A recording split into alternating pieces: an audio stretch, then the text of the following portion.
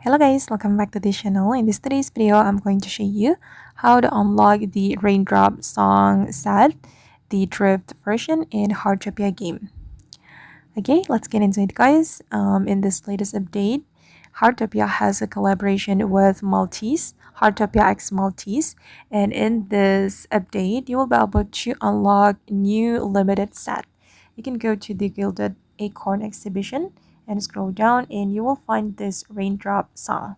There are two versions. The first one is the Limpid, which is for a girl, and also Raindrop Song Drift version for a boy. And if you want to unlock this set, you only need the Moonlight Crystals to draw. You don't need the exhibition pass nor the Moonlight Crystal. So just farm the Moonlight Crystal as many as you can to unlock all the items from this set. Okay guys, and that's how you can unlock the Raindrop Song Set, the Drift version in Heartopia. I hope this video will be useful for you. Thank you so much for watching and bye!